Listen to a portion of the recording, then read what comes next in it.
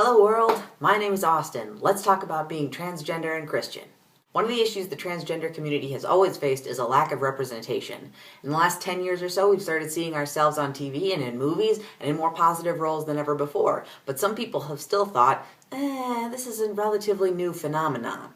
The truth is that transgender and gender-non-conforming people have existed throughout all of human history and on every continent. From King Ashurbanipal of Assyria to Queen Hatshepsut of Egypt, from the Xinjiang people of ancient China to the Two-Spirit people that exist in almost every native tribe in North America. Trans people have always been with us. Joan of Arc is probably the most well-known gender-subverting person that we learn about in the history of Christianity, but there are others. In the last few weeks, we've talked a little bit about Adam, the first human, and how they can be seen as an example of trans representation in the Bible.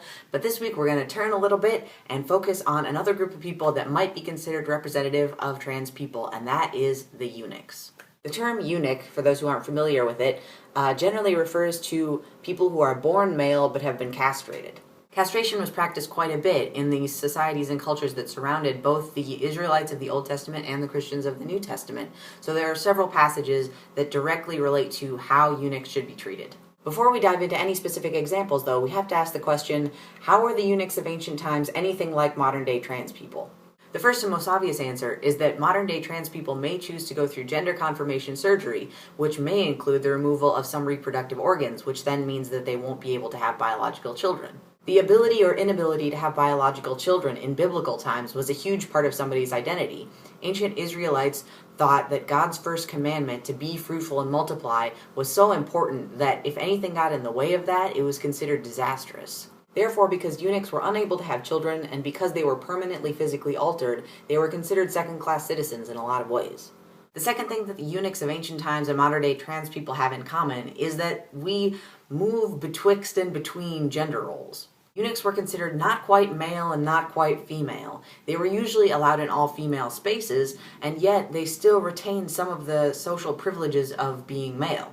Ancient Israelite society, unfortunately, didn't really like anything that couldn't be considered on one side or the other of a binary. We can see this most obviously in the kashrut laws that talk about what foods are clean and unclean. Things are categorized by what they are and by what they are not. Things like lobsters, which lived underwater but don't have fins like a fish, or bats that fly in the air but don't have feathers like a bird, were strictly out because they weren't easily categorized. Imagine the reaction to a platypus!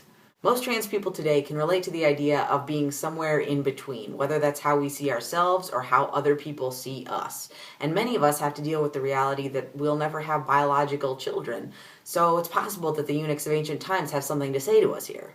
The first passage we're going to look at that refers to eunuchs is actually only one verse, Deuteronomy chapter 23, verse 1. No one whose testicles are crushed or whose penis is cut off shall be admitted to the assembly of the Lord. Pretty straightforward. This verse comes at the beginning of a whole list of people who may not be admitted into the assembly, including certain foreigners from different neighboring groups and people whose marriages are not approved. Some people have argued that this verse means that eunuchs weren't allowed in the community of Israel as a whole, but it's more likely that it actually meant that eunuchs weren't allowed within the temple, where worship and sacrifice and festivals took place. Does not feeling welcome in church sound familiar to anybody? So this first rule, found in Deuteronomy, was probably written around the time of King Josiah, who ruled right around 600 BCE, at a time when things were going pretty much okay for the Israelite people. That didn't happen very often. The second passage I want to point out was written much later, at a time when the Israelites were exiled in Babylon, and they were trying to figure out what the ideal community would look like if they ever got back home again. The prophet Isaiah helped them imagine what this ideal community would look like. Isaiah says in chapter 56, verses 1 through 8, "Thus says the Lord, maintain justice and do what is right, for soon my salvation will come and my deliverance will be revealed. Happy is the mortal who does this, the one who holds it fast and keeps the Sabbath, not profaning it, and refrains from doing any evil. Do not let the foreigner join to the Lord say, the Lord will surely separate me from his people. And do not let the eunuch say, I am just a dry tree. For thus says the Lord, to the eunuchs who keep my Sabbaths, who choose the things that please me and hold fast my covenant, I will give in my house and within my walls a monument and a name better than sons and daughters. I will give them an everlasting name that shall not be cut off." And this to me is a perfect example of a community coming to understand what it means to worship a God who doesn't love dichotomies and boxes nearly as much as we do. Here we see the very people that were kicked out in those verses from Deuteronomy, the foreigners and the eunuchs, now called by God, called back into the community to participate in the community, just like everybody else. Personally, I find this text really comforting because it's like hearing God saying, hey, you know those moments when you don't feel good enough or where you don't measure up or you feel like you're not worthy of love? Well, I'm not going to let you be alone and exiled. I'm not going to let you think that you're unlovable anymore. I am going to bring you back into the community because you are important. I'm not going to let you be forgotten. So that's why I'm happy identifying with the eunuchs of the Old Testament, and I hope you might have been able to see yourself in them a little bit too. Next week we're going to be talking about eunuchs in the New Testament, so I hope we'll see you back here next Wednesday. Peace, everybody.